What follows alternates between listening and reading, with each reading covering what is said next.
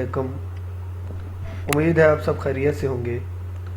मैं फिर रिक्वेस्ट करता हूं कि जिन लोगों ने अभी तक मेरा चैनल सब्सक्राइब नहीं किया, प्लीज़ मेरे चैनल सब्सक्राइब करें और बेल आइकन को दबा दें ताकि आप तक हर किस्त बर वक्त पहुँच सके। कैसर कसरा बाय इलामा नसीम हिजाजी, एपिसोड 13। फरमस आसम के कंधे पर थपकी देकर उठा और कमरे से बाहर निकल गया। आसम गहरी नींद सो रहा था। फरमस और इसका नौकर एक मुअम्मर औरत और एक दोशीज़ा के साथ कमरे में दाखिल हुए। नौकर एक गठरी जिससे इन ख़वातीन के लिबास की तरह पानी टपक रहा था एक कोने में रख दी और अंगीठी में बुझते हुए अंगारों में चंद लकड़ियां आग की रख कर जलाने में मसरूफ़ हो गया। फरमस ने रूमी ज़बान में कहा, मुझे दोपहर के वक्त पतीवस का पैगाम मिल गया था, लेकिन ये तवक्को ना थी कि आप इस मौसम में यरूशलेम से निकलना पसंद करेंगी। मैं अभी आपका कमरा खाली करा देता हूँ। औरत ने, जिसकी शक्ल और सूरत उसके आली नसब होने की गवाही देती थी, कहा, यहाँ किसी गैर मुतमद आदमी को हमारी आमद का इल्म नहीं होना चाहिए। ये कौन है? ये एक मुसीबत ज़दा इंसान है, मैं इसे जानता हूँ, आप इस पर एतमाद कर सकती हैं। ये कहकर फरमस ने आसम को जगाने की कोशिश की, लेकिन उसने आंखें खोलने की बजाय कुछ बड़बड़ा कर करवट बदल ली। उम्र रसीदा औरत ने कहा, ठहरो, इसे जगाने की ज़रूरत नहीं, हम बहुत जल्द यहाँ से निकलना चाहते हैं। खुदा करे बारिश थम जाए। तुम दमिश्क पहुँचने से पहले इत्मीनान का सांस नहीं ले सकते। फरमस ने कदरे परेशान होकर पूछा, आप तन्हा दमिश्क का सफ़र करना चाहती हैं? अगर तुम कोई काबिल एतमाद आदमी ना दे सके तो फिर हमें तन्हा ही सफ़र करना पड़ेगा। हमारे नौकर हमारे साथ नहीं आ सके। फरमस ने कहा, आप बहुत परेशान हैं, मालूम होता है कि आपको किसी मुसीबत में गिरफ्तार हैं। पतीवस ने तुम्हें कुछ नहीं बताया? उन्होंने मुझे सिर्फ ये पैगाम भेजा था कि यरूशलेम से 2 मुअज़्ज़ज़ ख़वातीन रात के वक्त यहाँ पहुँचेंगी और मुझे इनकी हर मुमकिन मदद करनी चाहिए। मैं आपको ये बताना चाहता हूँ कि पतीवस का मामूली सा इशारा भी मेरे लिए हुक्म का दर्जा रखता है और आप मुझ पर एतमाद कर सकती हैं, लेकिन मैं हैरान हूँ कि उन्होंने रात के वक्त आपको तन्हा कैसे भेज दिया। उमर रसीदा ने औरत ने जवाब दिया, उसने अपने 2 सिपाही हमारे साथ रवाना किए थे और हमें तुम्हारी सराय के बाहर छोड़कर वापस चले गए। वो ये नहीं चाहते थे कि इन्हें यहाँ कोई रास्ता हमारे साथ देख ले। शायद सुबह होते ही यरूशलेम में हमारी तलाश शुरू हो जाएगी। इन जालिमों ने हमारे एक नौकर को हलाक कर दिया है और दूसरे को गिरफ्तार करके ले गए हैं। वो इनसे कहलवाना चाहते हैं कि मैं और मेरी बेटी यरूशलेम में ईरानियों की जासूसी कर रहे हैं। यरूशलेम के हाकिम को तौम परस्त दराजी की जरूरत नहीं हुई, लेकिन इसका इशारा पाकर बाज राबों ने अवाम को हमारे खिलाफ बहुत मुश्तिल कर दिया और मुझे डर था कि अगर ईरानी लश्कर दमिश्क पर कब्जा करने के बाद यरूशलेम की तरफ बढ़ा तो वो हमारी बोटियां नोच डालेंगे। यरूशलेम का हाकिम इस बात पर तुला हुआ था कि हम यहाँ से जिंदा बचकर ना निकल सके। फरमस ने पूछा, आपका दुश्मन क्यों है? वो मेरे मालिक के मतहत एक मामूली अफसर की हैसियत से काम कर चुका है और उसे वो ज़माना नहीं भूला जब मैंने उसके मुंह पर थप्पड़ लगाए थे। फरमस ने कहा, मैं यरूशलेम के हाकिम को अच्छी तरह जानता हूँ। मुझे डर है कि अगर वो आपका इस हद तक दुश्मन है तो आपके लिए दमिश्क और यरूशलेम से ज़्यादा महफूज ना होगा। ईरानियों की जासूसी का इल्ज़ाम आपके लिए हर जगह खतरनाक है। औरत ने तिल तमा कर कहा, तुम मेरे वालिद को नहीं जानते। अगर मैं दमिश्क पहुंच जाऊं तो यरूशलेम के हाकिम के लिए अपनी जान बचाना मुश्किल हो जाएगा। फरमस ने कहा, लेकिन ईरानियों की पेशकदमी के बायस दमिश्क के हालात खासे मखदूश हो चुके हैं। अगर खुदा न खास्ता उन्होंने दमिश्क पर कब्जा कर लिया तो आप क्या करेंगी? ये बेहतर ना होगा कि आप दमिश्क की बजाय सिकंदरिया का रुख करें। औरत ने जवाब दिया, मेरे वालिद दमिश्क में हैं, मुझे बैर सूरत वहां पहुंचना है। नौकर आग जला चुका था। नौजवान लड़की अंगीठी के सामने बाजू फैलाए खड़ी थी। फरमस ने कहा, माफ कीजिए, मुझे ये भी ख्याल नहीं रहा कि आप सर्दी में से आई हैं। इस वक्त आपका पहला मसला ये है कि आपको खुश्क कपड़े मुहैया किए जाएं। मैं आपको चादरें दे सकता हूँ, आपके लिए खाना भी तैयार है, हम खाना खा कर आए हैं। नौजवान लड़की ने कमरे के कोने में जाकर अपनी गठरी खोली और भीगे हुए कपड़े निकाल कर देखने लगी। فرمس نے اپنے نوکر سے کہا تم یہ کپڑے لے جاؤ اور انہیں آگ کے سامنے اچھی طرح سکھا کر لاؤ۔ پھر وہ عمر رسیدہ عورت کی طرف متوجہ ہو کر بولا میرے خیال میں یہ بہتر ہوگا کہ اس آدمی کو جگا کر نیچے لے جاؤں۔ آپ کو یقین ہے کہ اس کی موجودگی آپ کے لیے کسی پریشانی کا باعث نہیں ہوگی؟ نہیں، اسے تکلیف دینے سے کوئی فائدہ نہ ہوگا۔ تم ہمارے لیے قابل اعتماد ساتھی کا بندوبست کرو۔ صبح تک اگر بارش نہ تھمی تو بھی ہم روانہ ہو جائیں گے۔ مجھے ڈر ہے کہ اگر انہیں ہمارا پتہ چل گیا تو وہ ہمارا تعاقب ضرور کریں گے۔ فرمس نے کہا آپ اطمینان رکھیں، میرے آدمی سرائے کے باہر پہرا دیں گے۔ اگر کوئی اس طرف آیا تو مجھے قبل از وقت اطلاع مل جائے گی۔ میں آپ کو اسی سرائے کے اندر ایک ایسے تہہ خانے میں چھپاؤں گا جس کا میرے ایک نوکر کے سوا کسی کو علم نہ ہوگا، اور سفر میں شاید ایک اچھا ساتھی آپ کے ساتھ کر سکوں۔ وہ آپ کا نوکر ہوگا؟ نہیں، وہ ایک مہمان ہے۔ کہاں ہے وہ؟ فرمس نے عاصم کے بستر کی طرف اشارہ کرتے ہوئے جواب دیا یہ ہے وہ۔ اگر یہ دمشق جانے پر رضامند ہو گیا تو آپ کو اس سے بہتر ساتھی نہیں مل سکتا۔ یہ یروشلم کا بسندہ نہیں ہے، یہ عرب سے آیا ہے۔ عرب سے؟ نوجوان لڑکی نے چونک کر کہا آپ ایک عرب پر اعتماد کر سکتے ہیں؟ ہاں، میں شخص پر اعتماد کرنے میں بالکل حق بجانب ہوں جو کسی نیک مقصد کے لیے قربانی دے چکا ہو۔ لڑکی کی ماں نے کہا ایک عرب کسی نیک مقصد کے لیے قربانی دے سکتا ہے؟ ہاں، قدرت نے نیکی کے سارے دروازے کسی قوم کے لیے بند نہیں کیے۔ لڑکی نے کہا میں نے پہلی بار سنا ہے کہ ایک عرب بھی کوئی نیکی کر سکتا ہے۔ میں آپ کو تسلی کے لیے صرف اتنا کہہ سکتا ہوں کہ اگر آپ کی جگہ میری اپنی بیٹی ہوتی تو میں اس کے لیے بھی اس نوجوان سے بہتر محافظ تلاش نہ کر سکتا۔ شاید اس میں کوئی مسلط تھی کہ ہم نے اسے بے آرام نہیں کیا۔ اسے مدت کے بعد آرام کی نیند نصیب ہوئی ہے۔ اب مجھے اجازت دیجیے، بارش کا زور ٹوٹتے ہی آپ کے سفر کا بندوبست کر دوں گا۔ فرمس اور اس کا نوکر کمرے سے باہر نکل گئے۔ عاصم نے خواب میں کچھ دیر بڑبڑانے کے بعد کروٹ بدلی اور نوجوان لڑکی جو انگیٹھی کے سامنے کرسی پر بیٹھی تھی مڑ کر اس کی طرف دیکھنے لگی۔ اس کی ماں اس کے دائیں ہاتھ دوسری کرسی پر سو رہی تھی۔ کمرے میں داخل ہونے کے بعد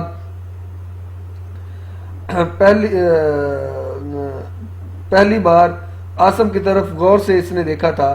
اس نوجوان کی شکل و صورت ان نفرت انگیز داستانوں کو جھٹلا کر سن شعور سے لے کر آج تک عربوں کی جہالت اور درندگی کے متعلق اس نے باتیں سن رکھی تھیں۔ اسے یہ بات ناقابل یقین معلوم ہوتی تھی کہ وہ بیچارگی کی حالت میں سرائے کے کمرے میں بیٹھی ہے اور ایک عرب اس کے قریب سو رہا ہے۔ تاہم ایک بڑی مصیبت کا احساس اس کے فخر و غرور پر غالب آ چکا تھا۔ اس نے اپنی ماں کی طرف دیکھا اور اسے ایسے محسوس ہونے لگا کہ اس کا دل ایک ناقابل برداشت بوجھ تلے پسا جا رہا ہے۔ عاصم اچانک دوبارہ بڑبڑایا اور بستر پر ہاتھ پاؤں مارنے لگا۔ پانی دے دے یار، پانی دے دے، گلا خشک ہو گیا۔ اس کا لحاف ایک طرف گر پڑا۔ لڑکی کی حیرانی اضطراب میں تبدیل ہونے لگی۔ اسے ایسے محسوس ہو رہا تھا کہ نوجوان نیند میں کسی سے لڑ رہا ہے۔ اس کا چہرہ پسینے میں شرابور ہو رہا تھا۔ چند ثانیے بعد وہ خاموش ہو گیا اور کچھ دیر بے حس و حرکت پڑا رہا۔ پھر اچانک اس نے آنکھیں کھولی اور اس کی نگاہیں ایک انجانی اندیکھی صورت پر مرکوز ہو کر رہ گئی۔ لڑکی نے گھبرا کر منہ پھیر لیا۔ اس کے سنہرے بال اس کے شانوں پر بکھرے ہوئے تھے اور چادر سے باہر اس کا ایک بازو جو اب عاصم کی نگاہوں کے سامنے تھا مرمر کی طرح سفید تھا۔ عاصم کی حیرانی اضطراب میں تبدیل ہونے لگی۔ اس نے کمرے کی چھت اور دیواروں کی طرف دیکھا اور انتہائی بدحواسی کے عالم میں اٹھ کے بیٹھتے ہوئے کہا میں کہاں ہوں؟ لڑکی دوبارہ اس کی طرف دیکھنے لگی۔ اس کی آنکھوں میں آسمان کی نیلاہٹ اور سمندر کی گہرائی اور صبح کی روشنی تھی۔ تم کون ہو؟ عاصم نے جھجکتے ہوئے سوال کیا۔ لڑکی نے بے اعتنابی سے سر ہلاتے ہوئے سرسانی زبان میں کہا میں آپ کی زبان نہیں جانتی۔ عاصم اچانک پلنگ سے اتر کر ایک طرف کھڑا ہو گیا اور اس نے سریانی میں کہا معاف کیجیے، سرائے کے مالک کو شاید آپ ہی کا انتظار تھا۔ مجھے یہ کمرہ اس شرط پر دیا گیا تھا کہ جب اس کے مہمان آ جائیں گے تو میں اسے خالی کر دوں گا۔ آپ یہاں پہنچتے ہی مجھے جگا دینا چاہیے تھا۔ مجھے یہاں سونے کا کوئی حق نہ تھا۔ تم سو رہے تھے اور ہمارا یہاں ٹھہرنے کا کوئی ارادہ نہ تھا، اس لیے ہم نے تمہیں تکلیف دینا مناسب نہ سمجھا۔ لڑکی نے یہ کہہ کر اپنی ماں کو جھنجھوڑا اور وہ چونک کر ادھر ادھر دیکھنے کے بعد عاصم کی طرف متوجہ ہوئی۔ نوجوان، تم اپنی نیند پوری کر چکے ہو؟ جی ہاں، اور مجھے افسوس ہے کہ میری وجہ سے آپ کو اس قدر تکلیف ہوئی۔ عورت نے کہا ہمارا یہاں ٹھہرنے کا کوئی ارادہ نہ تھا، اس لیے تمہیں جگانا مناسب نہ سمجھا۔ اگر بارش اس قدر تیز نہ ہوتی تو ہم یہاں رکنا بھی پسند نہ کرتے۔ بیٹھ جاؤ، تم کھڑے کیوں ہو؟ عاصم میز کی طرف ایک کرسی پر بیٹھ گیا۔ عورت کچھ دیر خاموشی سے اس کی طرف دیکھتی رہی۔ بالآخر اس نے کہا سرائے کے مالک نے تمہاری بہت تعریف کی ہے، تم ہمارے ساتھ دمشق تک جانا پسند کرو گے؟ کب؟ ہم صرف بارش تھمنے کا انتظار کر رہے ہیں، لیکن بارش نہ رکی تو بھی ہم صبح تک یہاں سے نکل جائیں گے۔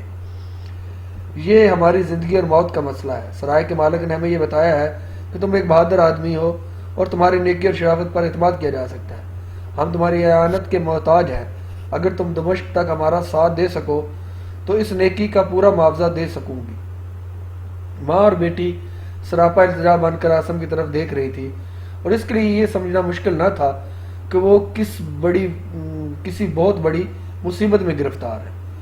اس نے قدرے توقف کے بعد کہا اگر سرائے کے مالک کی یہی خواہش ہے تو میں ضرور آپ کے ساتھ چلوں گا اور آپ سے اس کا کوئی معاوضہ بھی نہیں لوں گا، لیکن میں نے سنا ہے کہ ایرانیوں کی پیش قدمی کی وجہ سے دمشق خالی ہو رہا ہے۔ کیا ان حالات میں آپ کے لیے وہاں جانا خطرناک نہ ہوگا؟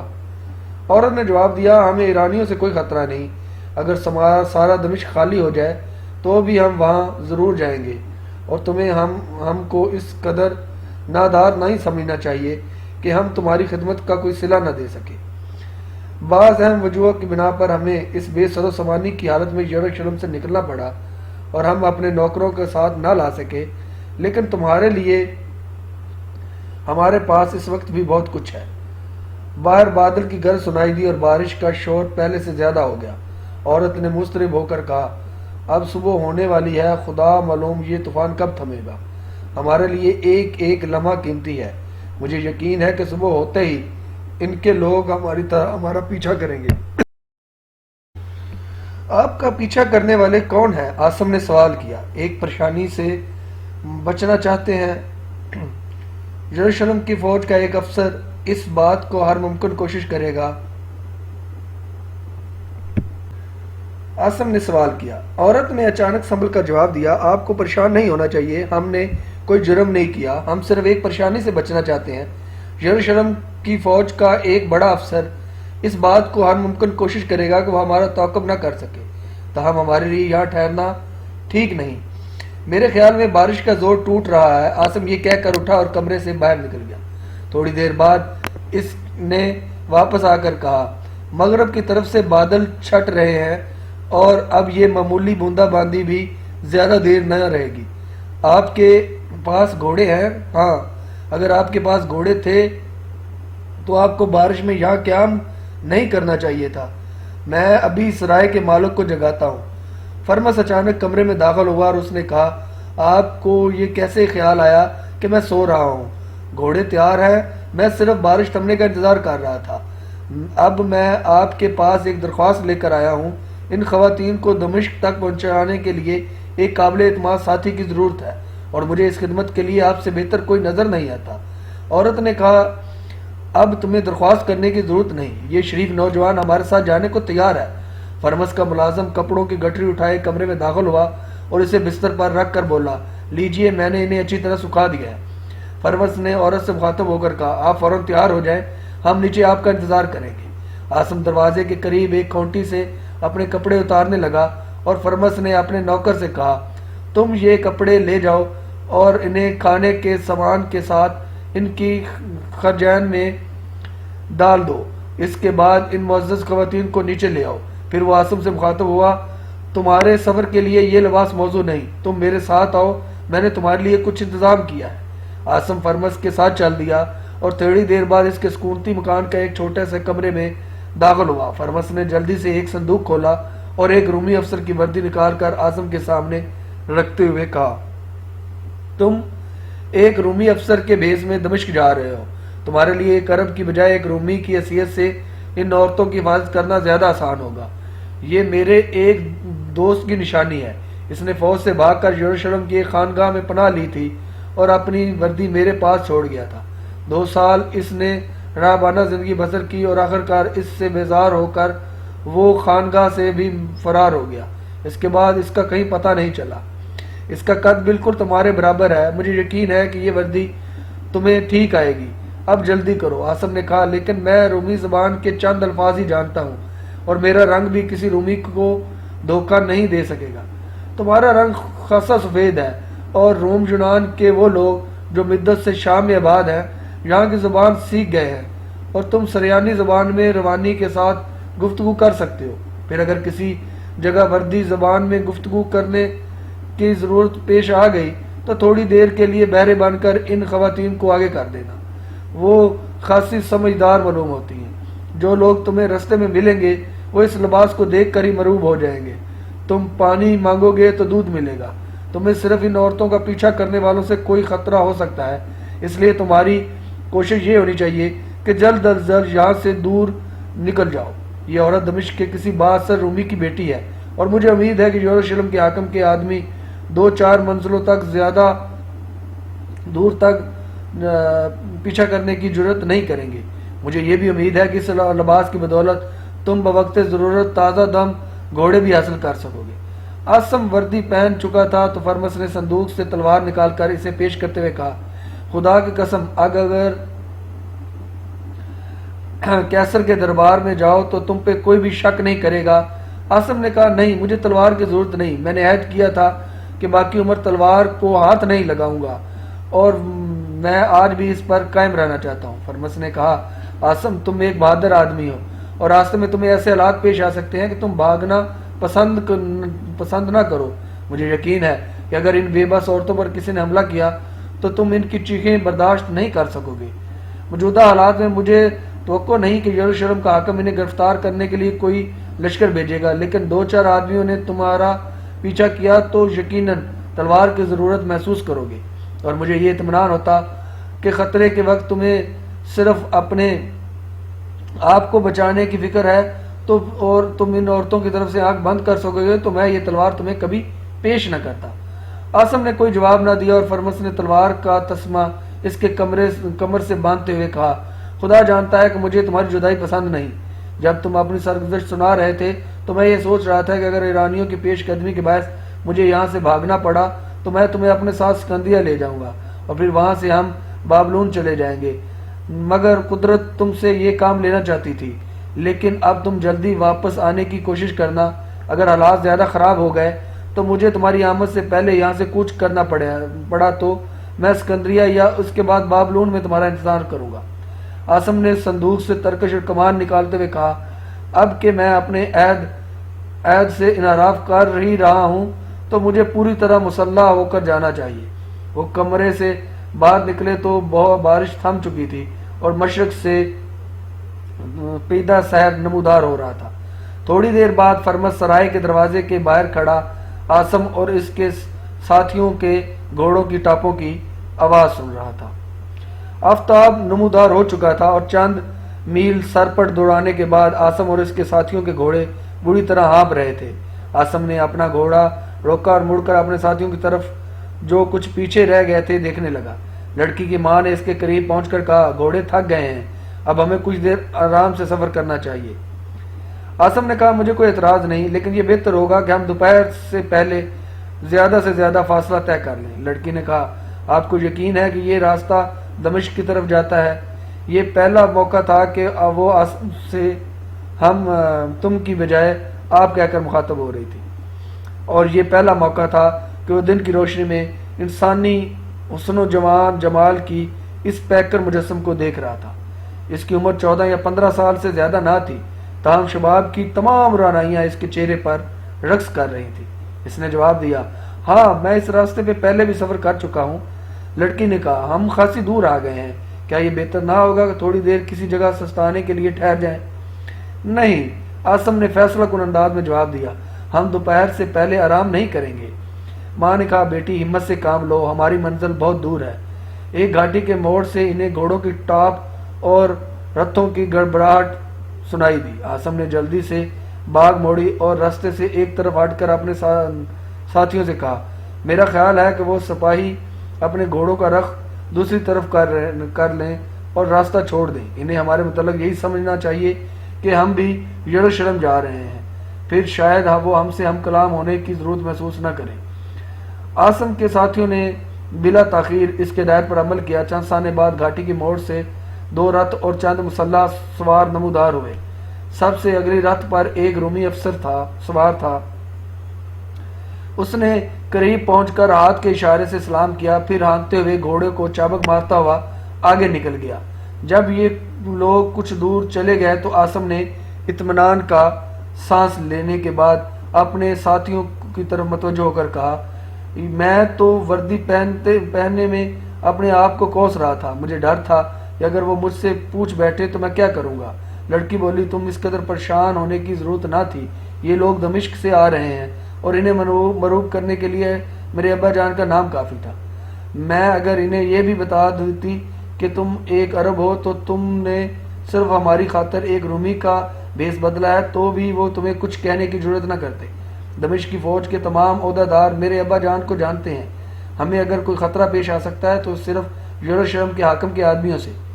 عاصم نے کہا، اگر یروشلم کے حاکم کے آدمی آپ کی تلاش میں اس طرف روانہ ہو چکے ہیں تو راستے میں ان لوگوں سے انہیں پتہ چل جائے گا۔ اس صورت میں آپ کو آرام کے لیے بہت کم وقت ملے گا۔ اب چلیے۔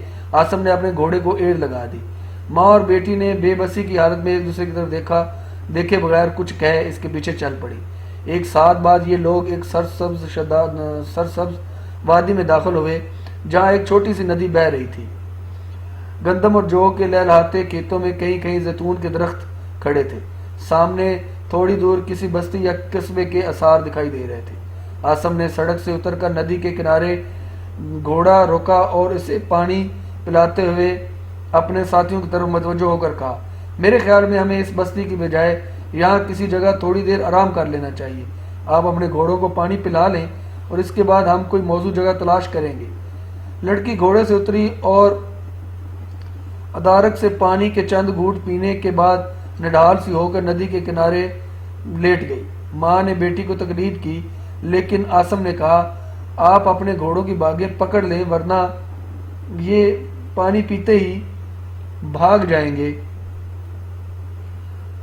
لڑکی بادر ناخواستہ اٹھی اور اپنے گھوڑے کی باگ پکڑ کر بولی، ہمارے گھوڑے میں اب بھاگنے کی ہمت نہیں۔ عاصم نے اپنا گھوڑا آگے بڑھا کر دوسرے گھوڑے کی باگ پکڑی اور کہا، بھوکے گھوڑوں کے لیے یہ لہلاتے کھیت خاصے صبر آزما ثابت ہو سکتے ہیں۔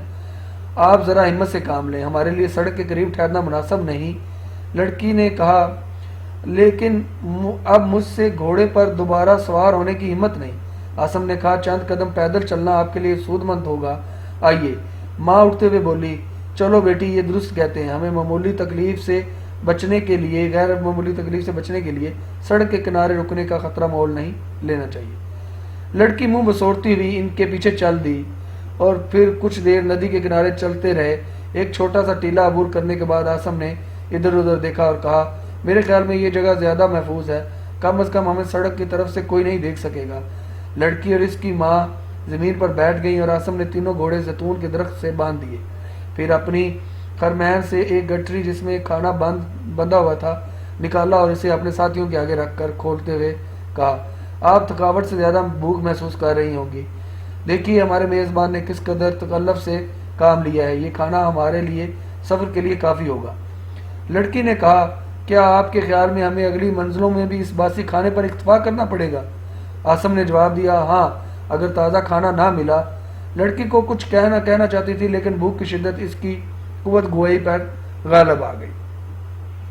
پھر گوشت کے چند ٹکڑے اور روٹی کے چند نوالے کھانے کے بعد اس نے قدرے تازہ دم ہو کر کہا، دیکھیے آپ کی ایک غلط فہمی دور کرنا چاہتی ہوں، ہمارے لیے یروشلم ٹھہرنا اس لیے خطرناک تھا کہ شہر کا حاکم در پردہ ہمیں اس کے اور افواہیں پھیلا رہا تھا، جاسوسوں سے افواہیں پھیلا رہا تھا کہ ہم ایرانیوں کا ساتھ دے رہے ہیں، لیکن یروشلم سے باہر ہمیں کوئی آدمی ہمارا تعقب کرنے کی جرات نہیں کرے گا۔ آپ میرے نانا کو نہیں جانتے ورنہ آپ کو ہمارے متعلق اس قدر پریشانی نہ ہوتی۔ آپ دیکھیں گے کہ جب یروشلم کے حاکم کو یہ معلوم ہوگا کہ ہم اس سے خفا ہیں تو وہ کانپتا ہوا میرے نانا کے پاس آئے گا اور ان کے پاؤں پر گر کر یہ کہے گا کہ میں بے قصور ہوں، میں تو آپ کی بیٹی اور نواسی کی حفاظت کر رہا ہوں۔ یہ ہماری غلطی تھی کہ ہم اپنے ایرانی نوکروں کو اپنے ساتھ یروشلم لے آئے تھے اور عوام کسی دشمن کے افواہوں سے ان کے خلاف مشتعل ہو گئے تھے، اس لیے آپ ہمیں بھیڑ بکریوں کی طرح ہانکنے کی کوشش نہ کریں، میں بہت تھک گئی ہوں۔ لڑکی کی ماں نے کہا، فسطینہ، یہ تم کیا کہہ رہی ہو؟ اچھی طرح جانتی ہو کہ ہماری عزت اور ہماری جانیں خطرے میں ہیں۔ ہمارا ایک نوکر اب بھی انڈروکس کی قید میں ہے، اور اس کا قصور صرف یہ تھا کہ اس نے ہمارے خلاف کوئی بیان دینے سے انکار کر دیا تھا۔ لڑکی نے ماں کی طرف متوجہ ہونے کی بجائے تھکی ہوئی نگاہوں سے عاصم کی طرف دیکھا اور کہنے لگی، اگر وہ ہمیں پکڑ کر لے جائیں تو آپ دمشق پہنچنے کی کوشش کریں۔ ہمارا مکان شہر کے مشرقی دروازے کے بالکل قریب ہے، اور میرے نانا کا نام تھیوڈسس ہے۔ جب آپ انہیں یہ بتائیں گے کہ آپ کی فسطینہ گرفتار ہونے سے پہلے بارش کے طوفان میں یروشلم سے نکلی تھی، پھر اس نے اتنا لمبا سفر طے کیا تھا، تو آپ دیکھیں گے کہ وہ یروشلم کے گورنر کے ساتھ کیا سلوک کرتے، اور آپ میرے باپ کے متعلق بھی نہیں جانتے۔ اماں جان، آپ انہیں بتائیں کہ میرا باپ کون ہے، پھر انہیں یقین آ جائے گا کہ ہمیں کوئی خطرہ نہیں، ہم دمشق تک اطمینان سے سفر کر سکتے ہیں۔ فسطینہ کی ماں اور عاصم اضطراب اور پریشانی کی حالت میں اس کی طرف دیکھ رہے تھے، اور تھوڑی ہی دیر بعد فسطینہ آنکھیں بند کیے گہری نیند میں بڑبڑا رہی تھی۔ عاصم نے کہا، آپ بھی تھوڑی دیر آرام کر لیجئے۔ فسطینہ کی ماں نے سینے پر لیٹتے ہی آنکھیں بند کر لی، اور تھوڑی دیر بعد اپنی بیٹی کی طرح وہ بھی گہری نیند سو رہی تھی۔ عاصم دیر تک فسطینہ کی طرف دیکھتا رہا۔ اس کا حسین چہرہ اس سے بیک وقت معصوم، شوخ اور مغرور دکھائی دیتا تھا۔ اسے گزشتہ چند گھنٹوں کے تمام واقعات ایک خواب معلوم ہوتے تھے، اور یہ خواب جس قدر دلچسپ اور دل فریب تھا، اسی قدر مضحکہ خیز معلوم ہوتا تھا۔ وہ سوچ رہا تھا کہ اگر رات کے وقت یروشلم کے دروازے بند نہ ہوتے اور مجھے بارش میں پناہ لینے کے لیے فرمس کے سرائے کا رخ نہ کرنا پڑتا، تو ان سے میری ملاقات نہ ہوتی، اور میں دنیا سے تمام رشتے توڑ کر سکون کی تلاش میں نکلا تھا۔ مجھے اپنے سفر میں کسی کی رفاقت کی تمنا نہ تھی۔ پھر کیا وجہ ہے کہ قدرت نے تین مصیبت زدہ افراد کو مختلف سمتوں سے دھکیل کر ایک راستے پر ڈال دیا ہے؟ کیا قدرت کے لیے یہ ممکن نہ تھا کہ اس وقت فسطینہ کی بجائے سمیرہ میرے پاس ہوتی؟ اس سے میری پہلی ملاقات جن حالات میں ہوئی تھی، وہ اس سے کہیں زیادہ غیر متوقع اور ناقابل یقین تھے، اور ان غیر متوقع حالات کی قدرت کا معجزہ سمجھ کر یہ یقین کر لیا تھا کہ ہم ایک دوسرے کے لیے ہیں۔ ہمیں دنیا کی کوئی طاقت ایک دوسرے سے علیحدہ نہیں کر سکتی۔ سمیرہ کی رفاقت کے بغیر میرے ذہن میں اپنے مستقبل کا کوئی تصور نہ تھا، لیکن اب وہ مر چکی ہے اور میں اسے دوبارہ نہیں دیکھوں گا۔ منار، جس کی مورتی کے سامنے میں نے منتیں مانی تھی، صرف یہ چاہتا تھا کہ میں اپنے راستے سے بھٹک کر سمیرہ کے گھر پہنچ جاؤں۔ اس نے عمیر کو بے بسی کے عالم میں میرے راستے میں ڈال دیا تھا۔ اس نے میرے دل میں ادی کے خاندان کے لیے دوستی اور محبت کے جذبات پیدا کر دیے تھے، اور مجھے اس بات کا قطعاً احساس نہ تھا کہ میں اپنے قبیلے سے بادادی کر رہا ہوں۔ کاش مجھے معلوم ہوتا کہ میں نے ان پر موت کے دروازے کھول دیے ہیں۔ میں جسے نیکی سمجھتا ہوں وہ میری زندگی کا سب سے بڑا جرم بن جائے گی، اور میں جن پھولوں کو ہاتھ لگاؤں گا وہ خاکستر بن جائیں گے۔ عاصم نے کرب کی حالت میں آنکھیں بند کر لی، اور وہ اپنے دل میں کہا، قدرت کی بے رحم تو تو اب تم مجھ سے مذاق نہیں کر سکتی۔ اب میں نئے سپنے نہیں دیکھوں گا۔ اب مجھے کسی خواب کی تعبیر پریشان نہیں کرے گی۔ اب پھولوں کی جستجو مجھے انگاروں میں ہاتھ ڈالنے پر آمادہ نہیں کرے گی۔ تم میرے خالی ہاتھوں سے کچھ نہیں چھین سکو گے۔ دمشق پہنچنے کے بعد مجھے ان لوگوں سے کوئی سروکار نہ ہوگا۔ وہاں ہمارے راستے مختلف ہو جائیں گے۔ اور پھر تھوڑی دیر بعد جب دوبارہ فسطینہ کی طرف دیکھ رہا تھا تو اس کے دل میں اس قسم کے سوالات ابھر رہے تھے۔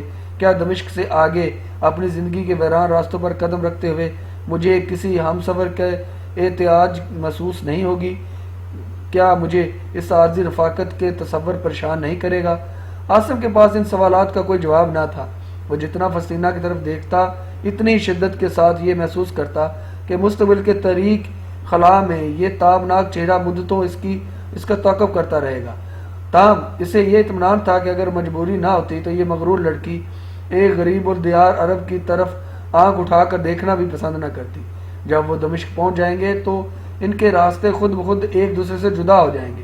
اچانک اسے کسی کے پاؤں کی آہٹ سنائی دی، اور وہ چونک کر پیچھے دیکھنے لگا۔ ایک عمر رسیدہ آدمی آہستہ آہستہ ٹیلے پر چڑھ رہا تھا۔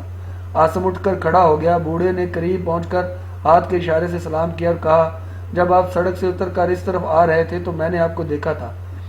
سمجھا شاید آپ آگے کسی گاؤں کی طرف جا رہے ہیں، لیکن ابھی میں اپنے کھیتوں کی طرف جا رہا تھا تو آپ یہاں بیٹھے دکھائی دیے۔ اگر آپ سڑک سے اتر کر اس طرف نہ آتے تو تھوڑی دور آگے آپ کے سرائے میں قیام کر سکتے تھے۔ اب اگر آپ مناسب سمجھے تو میرے گھر تشریف لے چلیں، میں بستی کے باہر اس باغ کے پیچھے رہتا ہوں۔ عاصم نے جواب دیا، آپ کا شکریہ، لیکن ہم تھوڑی دیر میں یہاں سے روانہ ہو جائیں گے، تو میں آپ کی کیا خدمت کر سکتا ہوں؟ عاصم نے جواب دیا، ہمارے گھوڑے بھوکے ہیں، اگر آپ ان کے لیے اناج اور چارہ مہیا کر دیں تو بڑی مہربانی ہوگی۔ آپ بہت نیک دل معلوم ہوتے ہیں، ورنہ رومیوں کے گھوڑے اگر بھوکے ہوں تو وہ انہیں ہماری فصلوں میں چھوڑ دیتے ہیں۔ ابھی چارے کا انتظام کر دیتا ہوں۔ بوڑھا یہ کہہ کر واپس چل دیا۔ کچھ دیر گھوڑے پر چارہ کھا رہے تھے اور بوڑھا کسان اس کے ایک نوجوان بیٹا عاصم کے پاس بیٹھے تھے۔ کسان نے کہا، جناب اگر آپ برا نہ مانیں تو میں آپ سے کچھ عرض کرنا چاہتا ہوں۔ کہیے۔ میرا بڑا بیٹا فوج میں ملازم ہے۔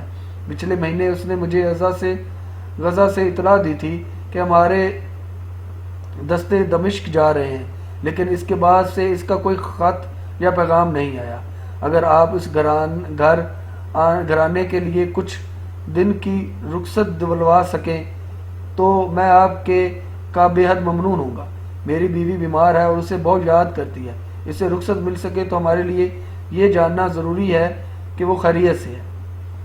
عاصم نے جواب دیا، اسے دمشق میں تلاش کروں گا، لیکن آپ جانتے ہیں کہ جنگ کے حالات میں کسی کو ڈھونڈنا کتنا مشکل ہے، سپاہی کو چھٹی بھی ملنا بڑی مشکل ہوتی ہے۔ بہرحال میں کوشش کروں گا کہ آپ کو اس کی خیریت کی اطلاع مل جائے۔ آپ بہت نیک دل ہیں، ورنہ رومی افسر کسی شامی سے ہم کلام ہونا بھی اپنی توہین سمجھتے ہیں۔ آج چند رومی ہمارے گاؤں سے گزرے تھے، میں نے یہی التجا ان کے افسر سے کی تھی، لیکن اس نے جواب دینے کی بجائے مجھے چابک رسد کر دی۔ اگر گاؤں کا ایک آدمی مجھے دھکا دے کر ایک طرف نہ ہٹاتا تو اس نے مجھے اپنی رتھ کے نیچے کچل ہی دیا تھا۔ عاصم نے کہا، وہ کوئی بد دماغ آدمی ہوگا۔ نوجوان نے کہا، جناب اگر میں وہاں ہوتا تو یہ ضرور پوچھتا کہ اگر تم انطاکیہ اور حمص سے شکست کھا کے بھاگے ہو تو اس میں ہمارا کیا قصور؟ بوڑھے نے خوف زدہ ہو کر اپنے بیٹے کی طرف دیکھا اور کہا، جناب یہ لڑکا بہت بیوقوف ہے، آپ اس کی بات کا کوئی خیال نہ کریں۔ عاصم نے کہا، آپ پریشان نہ ہوں، ایک غیرت مند بیٹا اپنے باپ کے ساتھ بدسلوکی برداشت نہیں کر سکتا۔ اگر یہ نوجوان اس رومی افسر کے منہ پر تھپڑ بھی رسد کر دیتا تو بھی اسے حق بجانب سمجھتا۔ بوڑھے کسان کا خوف پریشانی اور حیرت میں تبدیل ہو رہا تھا۔ جناب ہم لوگ تصور میں بھی ایسی گستاخی نہیں کر سکتے۔ آپ جیسے نیک دل انسان کو ہماری وفاداری پر شبہ نہیں کرنا چاہیے۔ عاصم نے کہا، مجھے آپ کی وفاداری بھی کوئی شبہ نہیں۔ میں اس بات پر نادم ہوں کہ رومی فوج کا ایک افسر آپ سے اس قدر بدسلوکی کے ساتھ پیش آیا۔ میں دمشق پہنچتے ہی آپ کے بیٹے کا پتہ چلاؤں گا اور اس کا نام کیا ہے۔ اس کا نام یوسف ہے اور اس کے خط و خال میرے چھوٹے لڑکے سے اس قدر مشابہت رکھتے ہیں کہ آپ دیکھتے ہی پہچان لیں گے۔ عاصم نے کچھ سوچ کر کہا، میں نہیں کہہ سکتا کہ دمشق کے حالات مجھے کتنی دیر وہاں ٹھہرنے کی اجازت دیں گے، لیکن مجھے موقع ملا تو میں اسے تلاش کرنے کی کوشش کروں گا۔ جناب آپ کے خیال میں دمشق کے حالات بہت زیادہ مخدوش تو نہیں ہیں؟ عاصم نے جواب دیا، دمشق کا خطرہ ضرور ہے، لیکن مجھے یقین ہے کہ ایرانی شہر کو فتح نہیں کر سکتے۔ جناب مجھے بھی یقین ہے کہ فوکاس جیسے ظالم حکمران سے نجات حاصل کرنے کے بعد قسطنطنیہ کے حالات بدل چکے ہیں اور ہمارا نیا شہنشاہ میدان میں آتے ہی ایرانیوں کا منہ پھیر دے گا۔ عاصم کو روم اور ایران کی جنگ سے کوئی دلچسپی نہ تھی۔ اسے اس بات سے کوئی سروکار نہ تھا کہ فوکاس کس قدر ظالم تھا اور نئے کیسر کے کیا عزائم ہیں۔ وہ صرف اتنا جانتا تھا کہ یہ سادہ دل کسان اس کو ایک رومی افسر سمجھ رہا تھا اور وہ اسے یہ نہیں بتا سکتا تھا کہ میری ظاہری لباس تمہیں دھوکہ دے رہا ہے۔ تاہم یہ تصنع اس کی بدوی مزاج کے خلاف تھا اور ندامت کے احساس سے اس کی گردن جھکی جا رہی تھی۔ بوڑھے کو اس بات کی خوشی تھی کہ رومی فوج کا ایک بڑا عہدیدار اس سے ہم کلام ہے اور وہ مشرق و مغرب تازہ ترین حالات معلوم کرنے کے لیے بےتاب تھا۔ عاصم اپنے دل پر جبر کر کے اس کے ہر الٹے سیدھے سوال کا جواب دینے کی کوشش کر رہا تھا۔ جب درختوں کے سائے طویل ہونے لگے تو اس نے فسطینہ کی ماں کا بازو ہلا کر اسے جگایا، اٹھ کر بیٹھ گئی اور پریشانی کی حالت میں بوڑھے کسان اور اس کے بیٹے کی طرف دیکھنے لگی۔ عاصم نے کہا آپ خاصی دیر ہو چکی ہے، اب ہمیں تاخیر نہیں کرنی چاہیے، ہمارے گھوڑے بھی تازہ دم ہو چکے ہیں۔ یہ شریف آدمی ان کے لیے چارہ لے آیا تھا۔ ماں نے کسی توقف کے بغیر فسطینہ کو جگا دیا اور تھوڑی دیر بعد یہ لوگ اپنے گھوڑوں پر سوار ہو رہے تھے۔ بوڑھے کسان نے کہا جناب اب تو شام ہونے والی ہے، اگر آپ آج رات میرے ہاں ٹھہر سکتے تو مجھے زیادہ خوشی ہوتی۔ نہیں، ہمارے لیے بلا تاخیر دمشق پہنچنا ضروری ہے، اگر میں دوبارہ اس راستے سے گزرا تو میں آپ کے پاس ضرور ٹھہروں گا۔ ہاں دیکھیے، اگر گاؤں کے باہر سے کوئی راستہ یا سڑک ملتا ہے تو ہمیں اس پر ڈال دیجیے، ہمارے پاس وقت بہت کم ہے اور مجھے گاؤں سے گزرنا پسند نہیں۔ میں راستے میں جتنے آدمی سے ملا ہوں وہ مجھ سے عجیب و غریب سوال کرتے ہیں اور مجھے ان کی باتوں سے الجھن ہوتی ہے۔ آج کی ایپیسوڈ میں اتنا ہی، انشاءاللہ نیکسٹ ایپیسوڈ کے ساتھ جلد حاضر ہوں گے، تب تک کے لیے اللہ حافظ۔